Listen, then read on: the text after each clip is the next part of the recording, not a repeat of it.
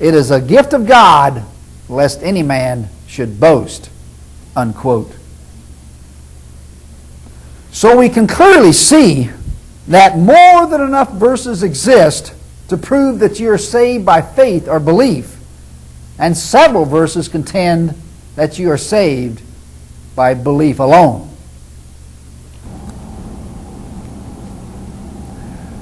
However, a large number of verses can just as easily be used to prove that salvation comes through good works.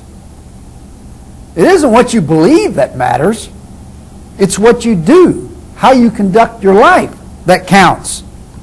The most important verses in this regard are Deuteronomy 10, 12 to 13. Quote, "Now Israel, what does the Lord your God require of you but to fear the Lord thy God, to walk in all his ways, and to love him, and to serve the Lord thy God with all thy heart and with all thy soul, and to keep the commandments of the Lord and his statutes, which I command thee this day for your good." Unquote. Ecclesiastes 12:13 says, "Fear God and keep his commandments. This is the whole duty of man." Unquote. These are clear enough. All that is required is to follow the commandments. Notice, nothing is said about believing in anything. It's your adherence to the commandments that counts. In Matthew 19:16 to 18, a man asked Jesus, quote, "Good master, what good thing shall I do that I may have eternal life?" Jesus says, "If thou wilt enter into life, keep the commandments." He saith unto Jesus, Which commandments? Jesus said, "Thou shalt do no murder. Thou shalt not commit adultery. Thou shalt not steal.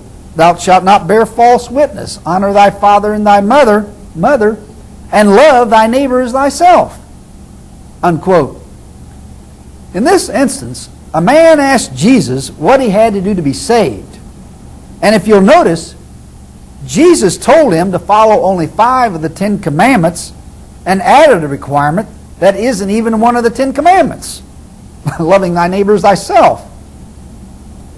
Jesus omitted 5 commandments and most importantly said nothing about believing in anything. In Mark 10:17 to 19, the same account is related, but Jesus added a different additional commandment. Defraud not. And when the same account is related a third time, in Luke 18:18 to 22, Jesus added a new third obligation. A third new obligation. Namely, you are to sell all you have and to give the money to the poor in order to have treasure in heaven. Regardless of what this additional commandment is or may be, according to the verses I have just read, following the commandments is what is required for salvation. Revelations 22:14 says, "Blessed are they that do the commandments, that they may have the right to the tree of life, and may enter through the gates into the city." Unquote. But again, nothing is said about believing in anything. To move on, other verses say that mere good works is all that is needed. Psalm 62:12 says, "For thou render to every man according to his works." Micah 6:8, "What doth the Lord require of thee but to do justly, and to love mercy, and to walk humbly with thy God?" Luke 19:8 to 9, "Zacchaeus stood and said to the Lord, Behold, Lord, half of my goods I give to the poor. And if I have taken anything from any man by false accusations, I restore to him fourfold.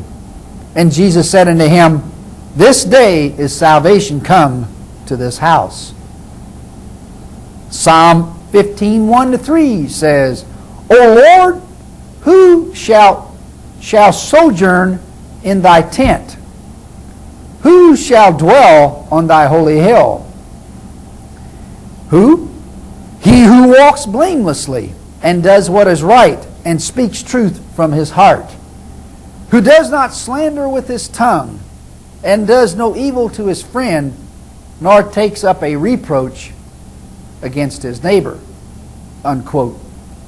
John 5:28-29 is quite strong and says, Marvel not at this, for the hour is coming in which all who are in the graves shall hear his voice and shall come forth.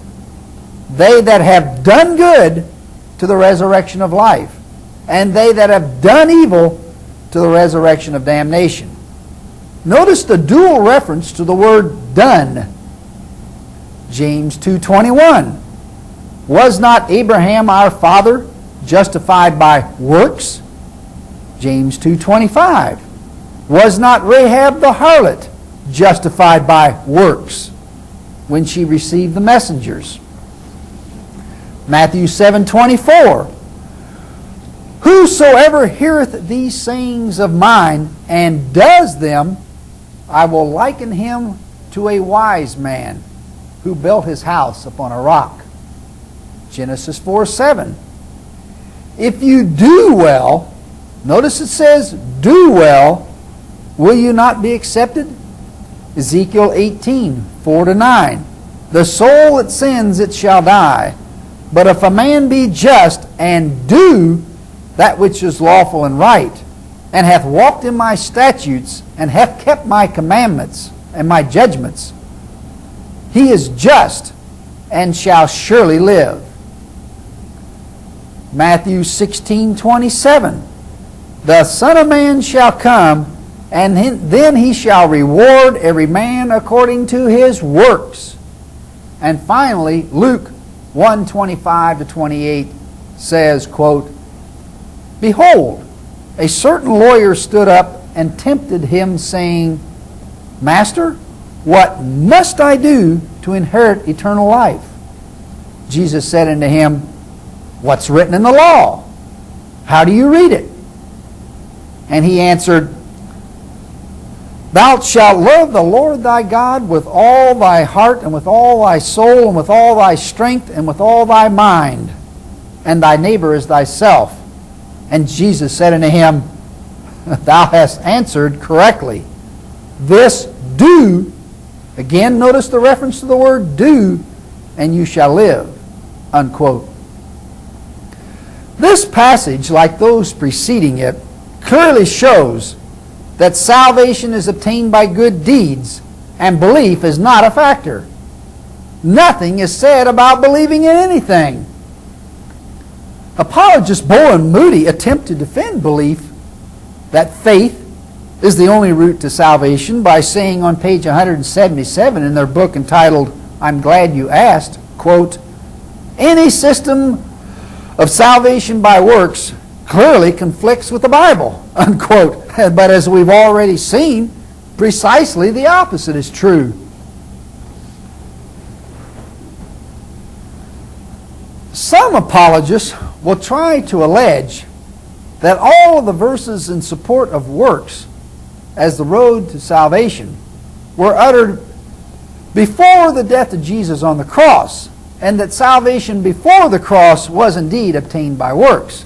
However, after the cross, the requirement was shifted to faith. The problem with this position is that it simply won't withstand the light of day, because all the following comments, all of them, were uttered after the cross and clearly show that events on the cross changed nothing. 2 Corinthians 5:10, quote, We must all appear before the judgment seat of Christ, and that everyone may receive the things done in his body according to what he has done, whether it be good or bad.